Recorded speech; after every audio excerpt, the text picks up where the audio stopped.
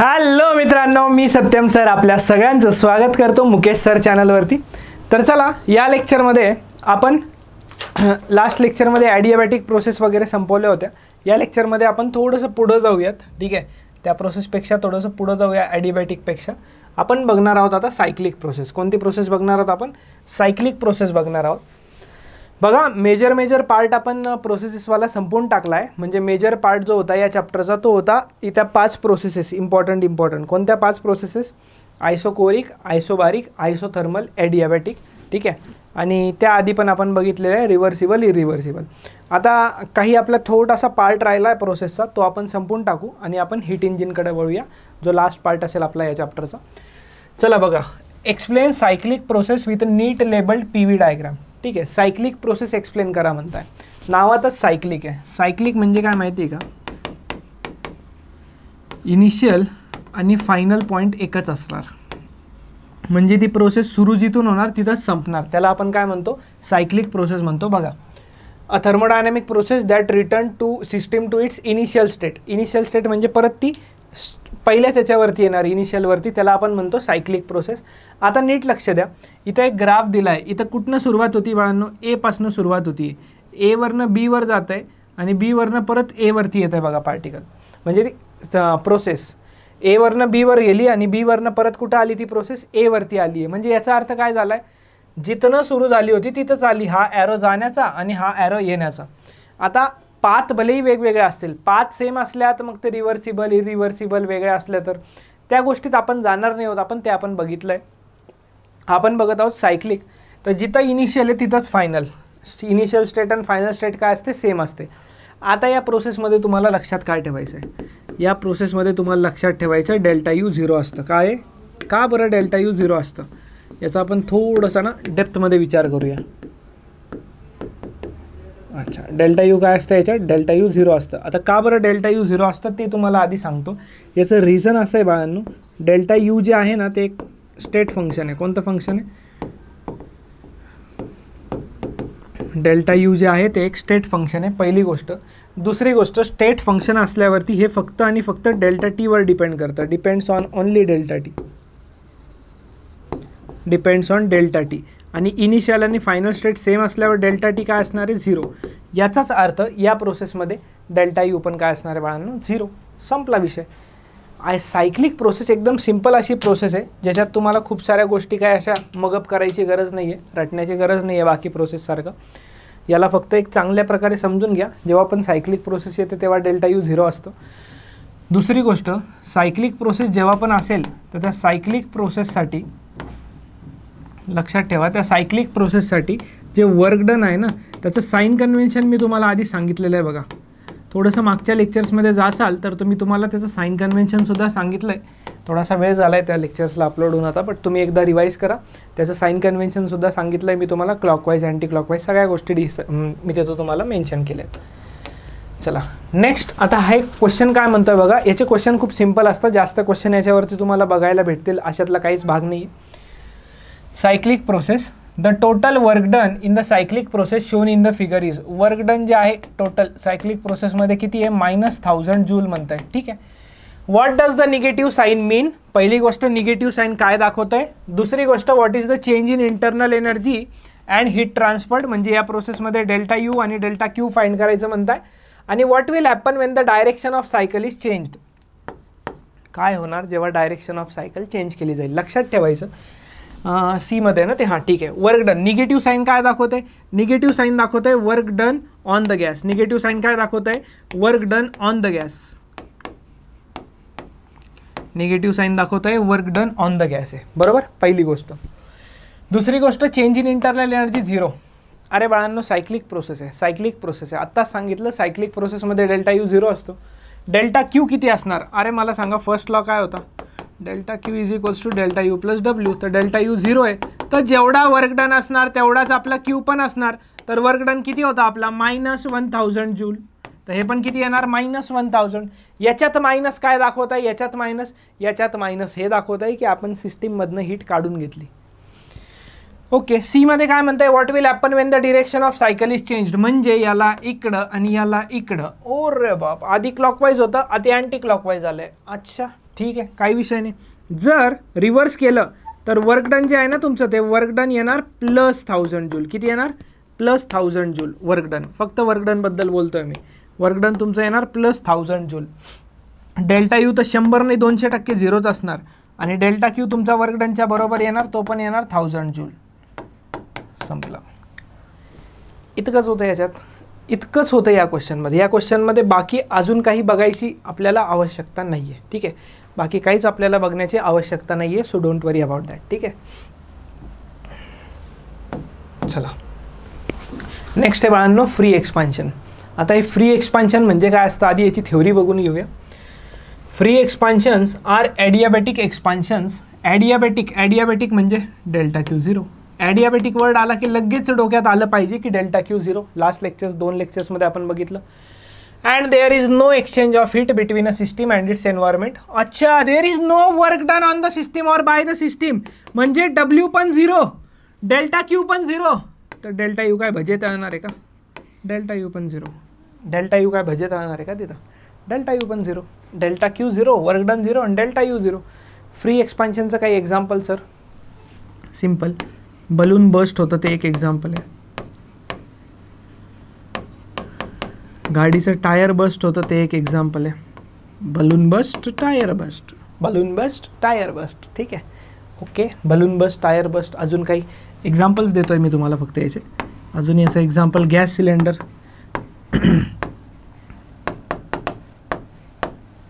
अजून अजून अजून रेफ्रिजरेटरमधलं कूलिंग. रेफ्रिजरेटरमधलं कूलिंग हे पण याचं एक एक्झाम्पल आहे. ठीक आहे, होपसो तुम्हाला ही गोष्ट क्लिअर असणार, काही प्रॉब्लेम नसेल याच्यात. आता काय असतं माहिती आहे का, बलून बस्टमध्ये काय होतं, जेव्हा पण सडन एक्सपान्शन होतं, हे ॲडियाबॅटिक एक्सपान्शन म्हटलं इथं, कॉम्प्रेशन नसतं. ठीक आहे, आता एक्सपान्शन म्हणजे काय, व्हॉल्यूम वाढणं होतं. काय बलून बस्टमध्ये फुग्यामध्ये हवा खूप कॉम्प्रेस करून भरलेली असते. जेव्हा बलून फुटतो तर ती हवा एकदम बाहेर एक्सपांड होऊन जाते. जेव्हा पण कोणत्याही एअरचं गॅसचं सडन एक्सपान्शन होतं तर तो गॅस थंडा होऊन जातो. काय सांगितलं, जेव्हाही कोणत्याही गॅसचं सडन एक्सपान्शन होतं तर तो गॅस थंडा होऊन जातो. जसं की एक्झाम्पल रेफ्रिजरेटरमध्येही होतं, आपण थोड्या लेक्चर्समध्ये बघणार आहोत. टायर फुटलं गाडीचं तरी पण तसंच होतं, चेक नका करू कुठं जाऊन, झालं. ट्रकचं टायर असलं तर तुमचं फुटून जायचं सगळं. गॅस सिलेंडर, हां हे तुम्ही चेक करू शकता. सिलेंडरवाला जेव्हा सिलेंडर घरी आणून देतो तर तो आपल्याला ते झाकण उघडून सील उघडतो आणि पेन आतमध्ये टाकून बघतो. जेव्हा झाकण उघडतो तेव्हाच तिथं हात लावायचा. हे काय रिस्की नाही आहे, माचीस नाही घेऊन जायची, फक्त काड्याने लावायच्या जसं सगळीकडे लावतात तशा. ठीक आहे, फक्त ते जेव्हा उघडतो ना तिथं हात ठेवून बघायचा, थंड फील होईल गॅस. आणि जर माचीस लावली तर हा दुवा. मग तो थंड का फील होतो आहे, गॅस कॉम्प्रेस्ड असतो. 15 kgच्या आसपास काहीतरी गॅस असतो तो सिलेंडरमध्ये, आणि जेव्हा त्याला उघडतो तर तो सडन एक्सपांड होतो. सडन एक्सपान्शन झालं की गॅस थंड होतो, हेच मी तुम्हाला सांगतो आहे. आणि त्याच प्रोसेसला आपण काय म्हणणार आहे बाळांनो, फ्री एक्सपान्शन. काय म्हणणार आहे, फ्री एक्सपान्शन. ठीक आहे, चलो. आता हा क्वेश्चन खूप इम्पॉर्टंट आहे. आणि सिम्पल असा क्वेश्चन आहे बघा. काय म्हटले क्वेश्चनमध्ये, a cyclic process ABCA, cyclic process ABCA. ठीक आहे, shown in VT diagram. VT म्हणजे volume temperature diagram. It is performed with a constant mass of ideal gas. ठीक आहे, गॅसचं मास कॉन्स्टंटच असतं जोपर्यंत आपण त्याला व्हेरिएबल क्वेश्चनमधनं दिलेलं नसतं. How will it transfer to PV diagram. सोपाचा अर्थ आहे, VT डायग्राम आहे, VT डायग्रामवरनं थोडंसं काही ॲनालिसिस करून त्याची PV डायग्राम काढायची आहे. अरे बाबा, PV डायग्राम म्हणजे काय, प्रेशर व्हॉल्यूम ग्राफ बनवायचा रे, प्रेशर व्हॉल्यूम ग्राफ बनवायचा आहे. सोपंसं थोडंसं लक्ष द्या इकडं. सायक्लिक आहे ना, कधीही असे क्वेश्चन्स येण्याचे चान्सेस खूप जास्त आहेत. आता आधीपर्यंत CETमध्ये सुद्धा नाही आले, बोर्ड्समध्ये सुद्धा नाही आले, येण्याचे चान्सेस आहेत. ठीक आहे, क्वेश्चन खूप चांगले असतात. माझे तर फेवरेट आहे थर्मोमधले. ग्राफवरनं ग्राफ काढायचा मुलांना डिफिकल्ट जाता, पण तसं नाही आहे, मजा आली पाहिजे एकदम हे सॉल्व्ह करायला. कसं बघा, किती प्रोसेस आहे. जेव्हा पण एक ग्राफवरनं दुसरा ग्राफ बनवायचा आहे तर 100% तुम्हाला सायक्लिक प्रोसेस दिलेली असते. त्या सायक्लिकचं आन्सर सायक्लिकच येतं, लक्षात ठेवायचं. सायक्लिकचं आन्सर काय येतं, सायक्लिकच येतं. ठीक आहे, चला पुढं जाऊयात आता आपण थोडंसं. किती प्रोसेस आहे, 3 आहे ना. एक प्रोसेसला ॲनालाइज करायचं असतं. काय करायचं असतं, एक प्रोसेसला ॲनालाइज करायचं असतं. म्हणजे काय सर, ॲनालाइज म्हणजे बघायचं की ती आयसोथर्मल आहे, आयसोकोरिक आहे की आयसोबारिक आहे. या 3मध्येच मिळणार ग्राफच्या क्वेश्चन्समध्ये. आयसोथर्मल आहे की आयसोकोरिक आहे की आयसोबारिक आहे, पहिली गोष्ट. दुसरी गोष्ट, त्यात प्रेशर, व्हॉल्यूम, टेम्परेचर तिघांचं व्हेरिएशन लिहायचं. त्यात प्रेशर, व्हॉल्यूम, टेम्परेचर तिघांचं व्हेरिएशन लिहायचं. ठीक आहे. आता बघा, थोडंसं लक्ष द्या. ए बी प्रोसेसमध्ये काय वाटतंय तुम्हाला? अरे यार, ए बी प्रोसेस तर सर हे असे ओरिजिनमधनं पास होताना दिसतं आहे आणि ए बीमध्ये टेम्परेचरही वाढतं आहे, व्हॉल्यूमही वाढतं आहे. आता इथं मी लिहितो की ए बीमध्ये व्हॉल्यूमसुद्धा वाढतं आहे, टेम्परेचरसुद्धा वाढतं आहे. मी काय म्हटलं, 3च प्रोसेस येतात बघा. एक तर आयसोथर्मल, आयसोकोरिक, आयसोबारिक. नाही आयसोकोरिक आहे, नाही आयसोथर्मल आहे. मग ही प्रोसेस कोणती होणार? ही प्रोसेस असणार बाळांनो आयसोबारिक. कोणती असणार? आयसोबारिक. कळालं का? आता का आयसोबारिक? सिम्पल आहे, volume is directly proportional to temperature. Isobaric प्रोसेसमध्ये तसंही व्हॉल्यूम डायरेक्टली प्रपोर्शनल असतं टेम्परेचरला. संपला विषय, संपला ना, विषय संपला. ठीक आहे सर, काही विषय नाही, तुम्ही म्हणता तर संपला तर संपला. बी सी प्रोसेसवर या. बी टू सी. बी सी प्रोसेसमध्ये तुम्हाला दिसतं इथं व्हॉल्यूम कॉन्स्टंट आहे. बी सी प्रोसेसमध्ये तुम्हाला इथं दिसतं आहे व्हॉल्यूम कॉन्स्टंट आहे. मला सांगा, व्हॉल्यूम कॉन्स्टंट असलं तर ही प्रोसेस आयसोकोरिक होऊन जाते 100%. बरोबर, आयसोकोरिक होऊन जाते. आणि आयसोकोरिक प्रोसेसेसमध्ये बाळांनो प्रेशर डायरेक्टली प्रपोर्शनल असतं टेम्परेचरला. मला सांगा, बी टू सी जेव्हा तुम्ही जाताय तर ॲरो इकडे आहे. ॲरो इकडं असला म्हणजे टेम्परेचर कमी कमी कमी कमी कमी झाला. टेम्परेचर कमी होतं आहे, प्रेशर पण कमीच होणार, काही वाद नाही त्याच्यात. झाले ना 2 ॲनालिसिस, झाले ना 2 ॲनालिसिस झटकन. ए बी झालं, बी सी झालं, नेक्स्ट सी ए. सी एमध्ये बघा बरं काय कॉन्स्टंट दिसतंय का तुम्हाला? सी एमध्ये काही कॉन्स्टंट दिसतंय का बघा बरं. हां, सी एमध्ये आहे आहे आहे आहे टेम्परेचर कॉन्स्टंट आहे सर. जबरदस्त, टेम्परेचर असं कॉन्स्टंट आहे एकदम. ठीक आहे. तर याला झालं आयसोथर्मल. याला काय म्हणायचं? आयसोथर्मल म्हणा त्याला. टेम्परेचर कॉन्स्टंट आहे ना त्याच्यात. अच्छा, आणि व्हॉल्यूम काय होतं आहे? आयसोथर्मलमध्ये pressure is inversely proportional to volume असतं आणि त्याच्यात व्हॉल्यूम कमी होतं आहे तर 100% प्रेशर वाढणार. आता याचा बनवायचा आपल्याला ग्राफ. कुठून सुरुवात करायची? जी पहिली प्रोसेस तिथनं सुरुवात करायची. ए बी ही आपली पहिली प्रोसेस आहे, ए बी ही आपली पहिली प्रोसेस आहे. ए बीमध्ये काय आहे बाळांनो? आयसोबारिक आहे. आयसोबारिक म्हणजे प्रेशर कॉन्स्टंट आहे. वा रे वा, प्रेशर कॉन्स्टंट म्हणजे असं काहीतरी. हां, बराबर आहे, एकदम बराबर आहे. एक प्रेशरची व्हॅल्यू घेऊन टाकायची. ठीक आहे, चला ठीक आहे. नेक्स्ट काय आहे? Next isochoric. अरे बाबा, आयसोकोरिक. आयसोकोरिकमध्ये पण काय करायचं आहे? आयसोकोरिकमध्ये प्रेशर कमी करायचं रे. प्रेशर कमी. प्रेशर कमी म्हणजे काय? इकडं खाली. अरे यार, मग याला थोडं वरती काढावं लागलं असतं. आहे आपल्याकडं स्कोप आहे, चुकलं तरी काही विषय नाही. ह्याला थोडंसं वरती काढलं असं. याच्यात काय होतं आहे? व्हॉल्यूम वाढतं आहे. कुठं दिलं आहे सर? अरे हे काय आपण ॲनालाइज केलं ना, व्हॉल्यूम वाढत होतं ना ए बीमध्ये. हां, हे ए झालं तुमचं आणि हे बी झालं. आता आयसोकोरिक आहे म्हणजे असं काढावं लागेल. ऑब्व्हियसली प्रेशर कमी होत होतं म्हणून खाली काढलं आहे. प्रेशर कमी होत होतं म्हणून खाली काढलं आहे. प्रेशर वाढत असतं तर वरती काढलं असतं. आता अरे बाबा, आता व्हॉल्यूम कमी होतं आणि प्रेशर वाढतं आहे. प्रोसेस कोणती आहे? आयसोथर्मल. आयसोथर्मलला असं स्ट्रेट जॉईन नसतं करायचं, थोडंसं कर्व जॉईन करायचा असतो. आणि तो कर्व जो असतो ना, तो कर्व असतो तुमचा रेक्टँग्युलर हायपरबोला. नाव लक्षात ठेवा, कसं काय आलं मॅथ्समध्ये शिकसाल.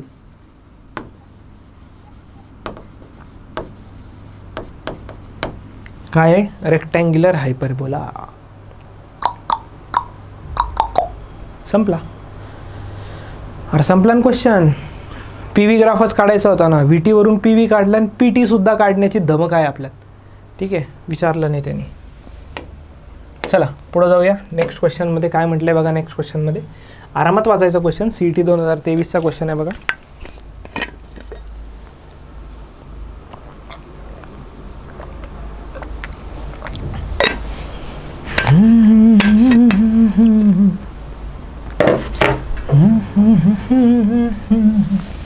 In an isothermal process, an ideal gas having volume V1 undergoes expansion.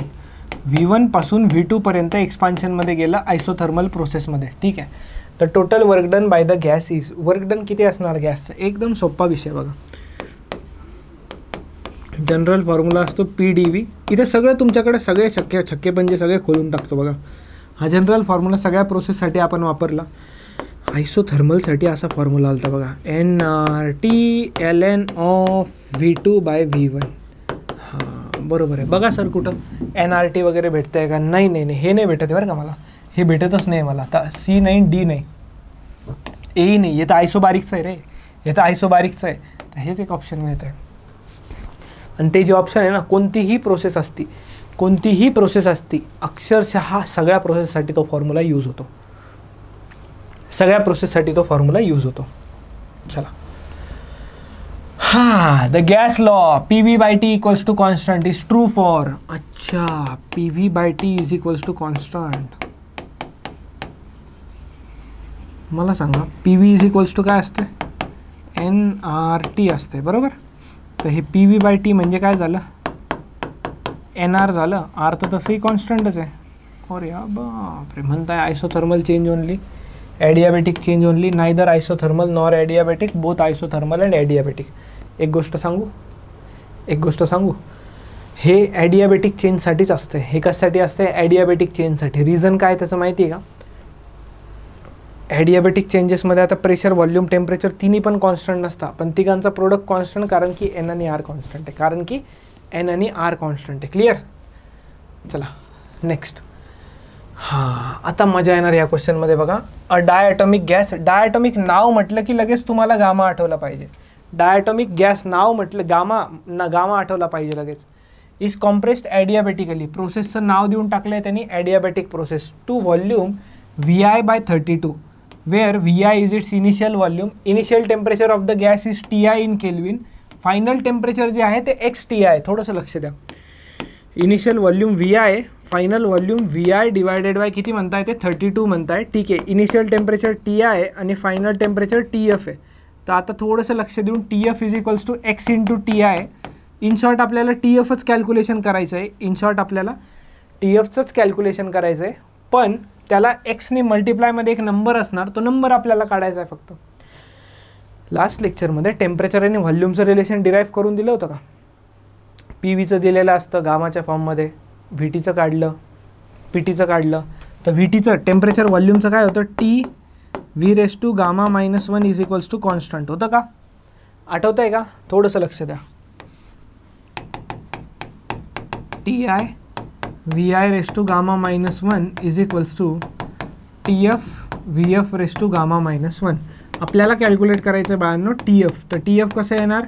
TI into VI divided by VFचा पॉवर (Γ-1). खूप सिम्पल अशी मेथड आहे याची सॉल्व्ह करण्याची. ॲडियाबॅटिक प्रोसेसेसमध्ये सगळे क्वेश्चन्स मोस्टली असेच येतात. सो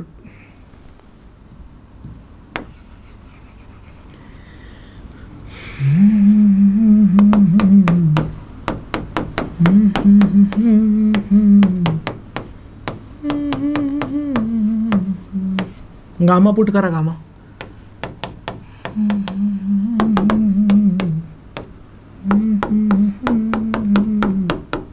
32 वरती येणार आणि 7/5 - 1, 7/5 - 1 येणार बाळांनो 2/5.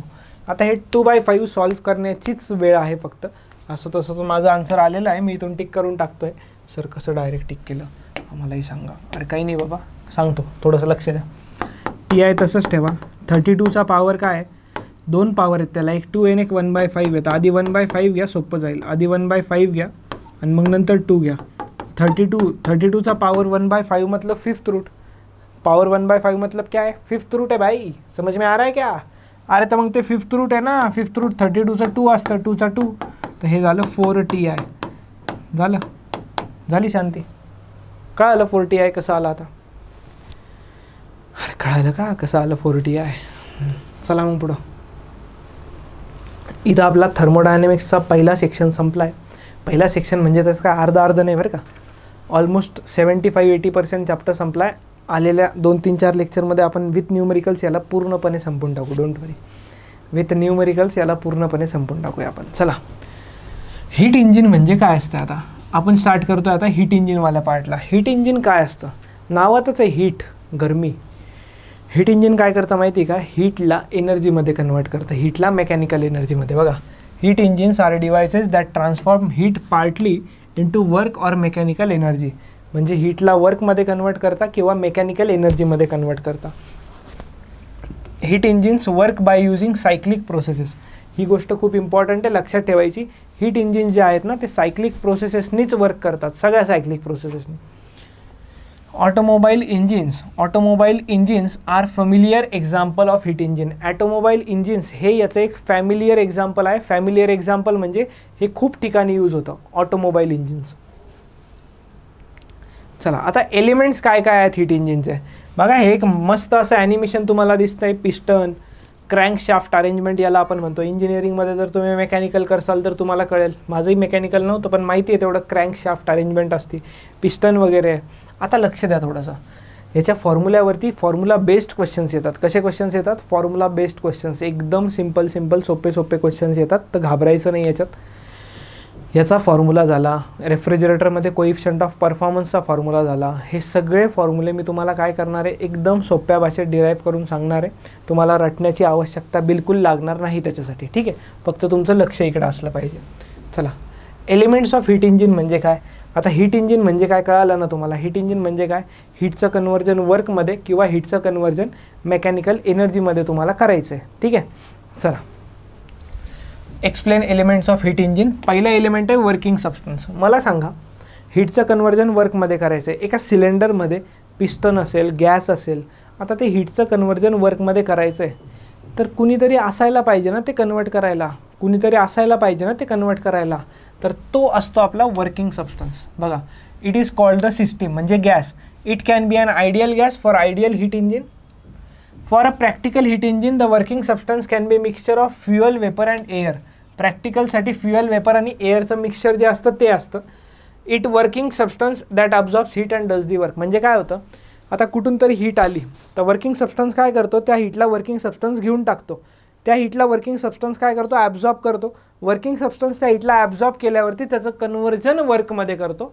बस यालाच आपण म्हणतो वर्किंग सबस्टन्स. इम्पॉर्टंट काम याचंच आहे. आता मेन गोष्ट काय माहिती आहे का, मेन गोष्ट काय, काम कुठं करणार आणि कसं करणार म्हणजे हीट कुठून घेणार. असं काय बाजारात मिळते का, भाजीपाल्यावाल्याकडे गेल्या का म्हणता का, अरे 1 किलो हीट द्या बरं आणि 2 किलो हीट द्या बरं. तर तुम्हाला पळू मारल आणि मग तुम्ही जे हीट होसाल मग ते हीटच होत राहा. मग आता ही हीट घेतोय ना वर्किंग सबस्टन्स हीट घेतोय कोणाकडून ते लक्ष द्या ना थोडंसं आधी. हॉट अँड कोल्ड रिझर्वायर नावाचे 2 कॉन्सेप्ट असतात. काय असतं, हॉट अँड कोल्ड रिझर्वायर नावाचे 2 कॉन्सेप्ट असतात. या कॉन्सेप्टमध्ये काय असतं, नावातच आहे हॉट, नावातच आहे कोल्ड रिझर्वायर. हॉट रिझर्वायर म्हणजे याचं टेम्परेचर जास्त असतं आणि कोल्ड रिझर्वायर म्हणजे नावातच आहे याचं टेम्परेचर कमी असतं. आता यांना अजून एक नाव असतं सोर्स आणि सिंक. सोर्स आणि सिंक. आता हे काय सर, सोर्स आणि सिंक काय सांगतो. सोर्स म्हणजे ज्याच्याकडनं आपण हीट घेणार आहोत. सोर्स म्हणजे काय बाळांनो, सोर्स म्हणजे अशी गोष्ट ज्याच्याकडनं आपण हीट घेणार आहोत. म्हणजे मी हॉट रिझर्वायरकडनं हीट घेईल. ते म्हणतात ना, समुद्रातनं एक तांब्या जर 1 लोटा जर पाणी काढून घेतलं तर ते काय कोरडं पडतं का, नाही. तशीच गोष्ट आहे, हॉट रिझर्वायरकडनं थोडीशी हीट घेऊन टाकली तरी त्याला काहीच फरक पडत नाही, त्याचं टेम्परेचर तसंच राहतं. आणि मग काय, हीटचं कन्व्हर्जन वर्कमध्ये करायचं. मला सांगा, जितकी हीट येते तितकीच हीट जर मी कन्वर्ट करून टाकली वर्कमध्ये पूर्ण, तर हे तर जबरदस्त झालं ना, काही लॉसच नाही राहिला माझा. म्हणजे जेवढी हीट मी घेतली तेवढी पूर्णच्या पूर्ण वर्क डनमध्ये कन्वर्ट करून टाकली. हीट म्हणजे एनर्जीचाच फॉर्म आहे, म्हणून हे सगळं होऊ शकतं.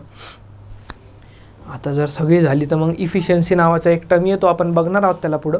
इफिशियन्सी म्हणजे काय, आपण किती, समजा मी तुम्हाला जर आज 10 फॉर्म्युले सांगितले पाठ करायला, उद्या येऊन तुम्ही मला 7 सांगून दिले तर तुमची इफिशियन्सी किती झाली, व्हेरी गुड, 7%, 70%. जर 10 फॉर्म्युले दिले आणि तुम्ही 9 सांगितले तर इफिशियन्सी किती झाली, 90%.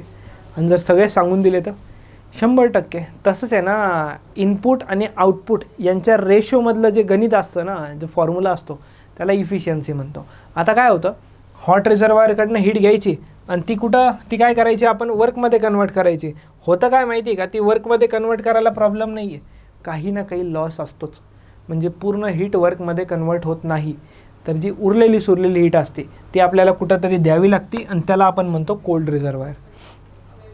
हॉट रिझर्वायर म्हणजे काय, त्याच्याकडनं हीट घेतली तरी त्याला फरक पडत नाही. आणि कोल्ड रिझर्वायर म्हणजे काय, तो थंड आहे एकदम, त्याला सुरलेली हीट दिली तरी त्याला फरक पडत नाही. असंच पाहिजे होतं आपल्याला. तर हे जे सोर्स आहे ना, सोर्सचं टेम्परेचर आपण TH म्हणतो आणि सिंक जे आहे त्याचं टेम्परेचर TC म्हणतो. हॉट आणि कोल्ड. ठीक आहे, हॉट आणि कोल्ड. किंवा यालाच आपण T1 सुद्धा म्हणतो आणि याला आपण T2 सुद्धा म्हणतो. पुढं बघूयात आपण याला. चला बघा, the working substance interact with the reservoirs. Hot reservoir is source of heat, it is also called as source. Cold reservoir absorbs large amount of heat from working substance at low temperature, it is also called as sink. तेच म्हटलं आहे मी, hot रिझर्वायरला source आणि cold रिझर्वायरला sink असं आपण त्यांना नामकरण केलं आहे. सिलेंडर काय असतं आता? अरे हे सगळं काय आपल्या काय गल्लीत बसून करणार आहे का? हीट आणली आणि मग त्याचं कन्व्हर्जन वर्कमध्ये केलं का? गल्लीत बसून करणार आहे, करोडवर करणार आहे? एक सिलेंडरमध्ये ह्या प्रॉपर गोष्टी होत असतात मेंटेन टेम्परेचर्सवरती. एक सिलेंडर इम्पॉर्टंट असतो की आपल्याकडे जी हीट घेतली आहे त्या हीटला आपल्याला कन्वर्ट करायचं आहे वर्कमध्ये. तर काय असतं बघा, generally the working substance is enclosed in a cylinder with a moving frictionless massless piston. Moving frictionless massless piston असतं त्याच्यात. The working substance does some work by displacing the piston in the cylinder. आता piston move झालं म्हणजे काय झालं? Volume change झालं. Piston move झालं म्हणजे व्हॉल्यूम चेंज झाला आणि व्हॉल्यूम चेंज झाला म्हणजे वर्क डन झालं. म्हणून आपण म्हणतो जेव्हाही पिस्टन मूव्ह होतो तेव्हा 100% वर्क डन होतं. बघा, piston in the cylinder. Displacement is a transfer to the environment using some arrangement such as crankshaft. बोलत होतो मी क्रँकशाफ्ट सारखं काहीतरी. Transfers mechanical energy to the wheels of a vehicle. म्हणजे गाडीत एक सिलेंडर असतं, पिस्टन म्हणतो ना आपण, पिस्टन गेलं. ते पिस्टन काय असतं? डिस्प्लेस होत असतं, ते वर्क डन करतं. म्हणजे हीटचं कन्व्हर्जन वर्कमध्ये करतं आणि मग गाडीचे चाकं असे फिरतात. कळालं का? मग गाडीचे चाकं असे फिरतात. ह्याच्यात आपल्याला खूप जास्त डेप्थमध्ये जाण्याची गरज नसते. ठीक आहे. आता याला काय करावं लागतं? एलिमेंट्स ऑफ हीट इंजिनपर्यंत थांबू. लेक्चर खूप लेंदी होऊन जाईल. एलिमेंट्स ऑफ हीट इंजिनपर्यंत आपण इथं थांबूया. पुढच्या लेक्चरमध्ये आपण पूर्ण हीट इंजिन संपून टाकूया आणि रेफ्रिजरेटरला सुरुवात करूया. पूर्ण हीट इंजिन काय करू? संपून टाकूया आणि रेफ्रिजरेटरला आपण सुरुवात करूया. क्लिअर. होपसो तुम्हाला लेक्चर्समध्ये मजा येत असणार आहे. कॉन्टेंट जबरदस्त मिळतो आहे तुम्हाला. फक्त तुमच्या कॉन्सेप्ट क्लिअर करून घ्या. नोट्स बनवा चांगल्या. ह्या PDF तुम्हाला मिळत आहेत. ठीक आहे, या PDF तुम्हाला मिळत आहेत. सो चला मित्रांनो, मी सत्यम भंडारी इथंच थांबतो. आपण भेटूया पुढच्या लेक्चर्समध्ये. सो टिल देन वाचत राहा, रिवाईज करत राहा.